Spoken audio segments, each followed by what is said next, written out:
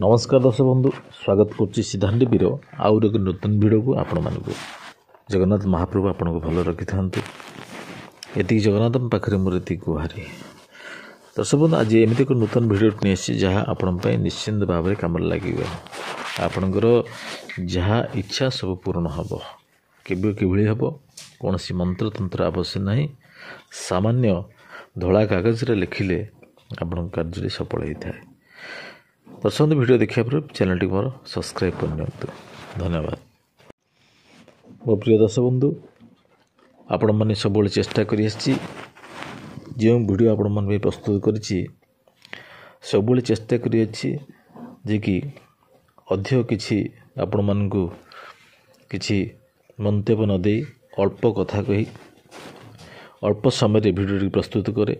दर्शक बंधु प्रत्येक मनुष्य किसी आशा अभिलाष थाए जहाँ पूर्ण हो पारे सब आशा तो संभव नुह किंतु जहाँ आपणकर अभिज्ञता अनुसार अच्छी किंतु से आपणकर कार्य हो पाना आपणकर व्यवसाय हो पाठशाला पढ़ी आपणकर चाकरी क्षेत्र हो किंबा आपणकर प्रेम परिणजनित समस्या भितर हो पार ये क्या आपण भल पाउछंती से विषय यह संभव होता है। एमती एक कथा थाए एमती एक कागज रे पदे लिखिदेले ताहा संभव होता है। खाली कागज लिखिदेले हुएनि ताको से क्रियाटी सठिक भाव करिया पड़ता है। ता सहित आपणकर निजस्व ज्ञान बुद्धि विवेक कर्म सब निहायती आवश्यक। जनकर पाठ नहीं कर्म नहीं साधना नहीं से हम संभवपर नहीं। ए जानिबा कौन सब कथाटी हेले आपण भाव में यह संभवपर हो पार।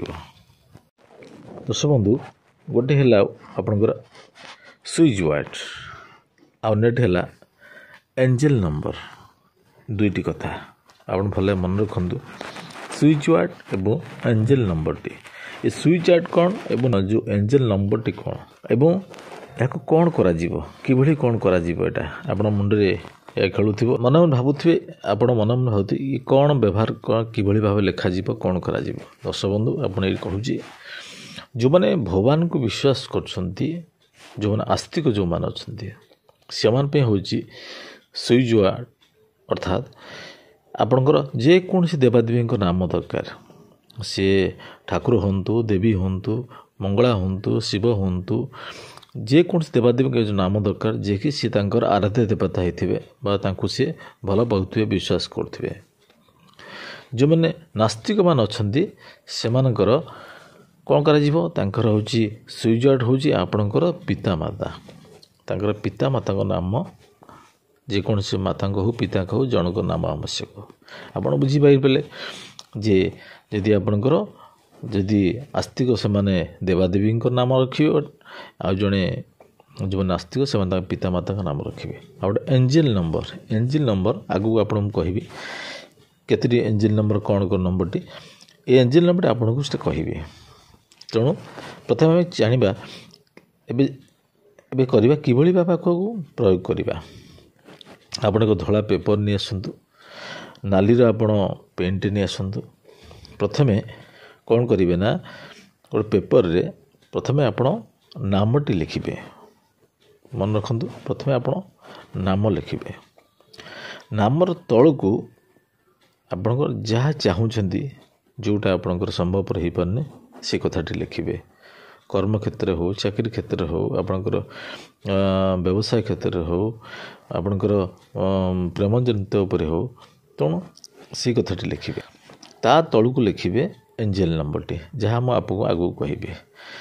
ए एंजेल नंबर लिखि सारे आप एंजेल नंबर दीटे नंबर टी लिखिबे कमान देवे पुणी नंबर टी लिखिबे ता तल अच्छे स्विच वर्ड कौन जोटा आपको कही जो आस्तिक मैंने भगवान को विश्वास कर सृष्टि को विश्वास कर संसार को विश्वास कर देवादेवी ना जन को लिखिए।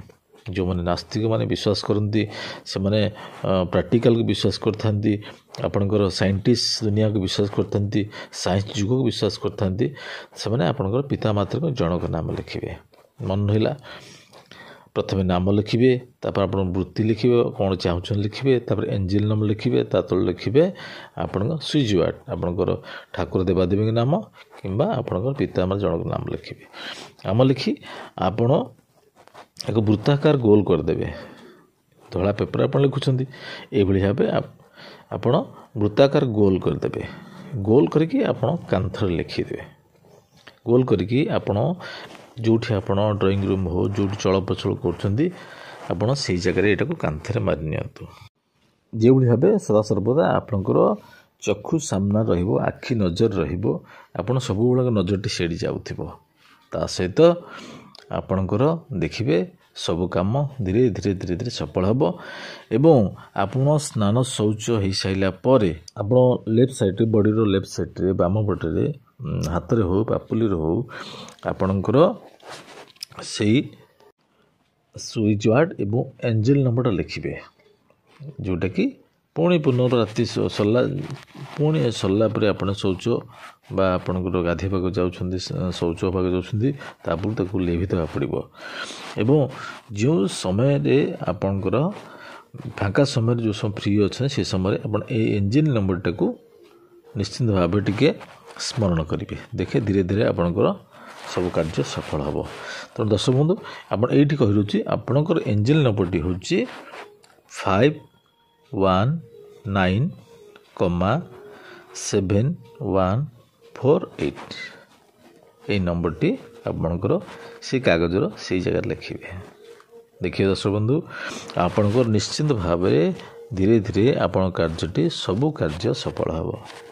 ନିଶ୍ଚିନ୍ତ ପରୀକ୍ଷା କରିନିଅନ୍ତୁ, ଆପଣଙ୍କର ମନସ୍କାମନା ନିଶ୍ଚିନ୍ତ ପୂରଣ ହେବ। ଦର୍ଶକ ବନ୍ଧୁ ଯଦି ଭିଡ଼ିଓଟି ଭଲ ଲାଗିଥିବ, ପସନ୍ଦ ଆସିଥିବ, ନିଶ୍ଚିନ୍ତ ଲାଇକ୍ ଗୋଟେ କରିବାକୁ ଆଦୌ ଭୁଲିବେନି। ସେୟାର ତ ନିଶ୍ଚିନ୍ତ ଗୋଟେ କରନ୍ତୁ। ଧନ୍ୟବାଦ।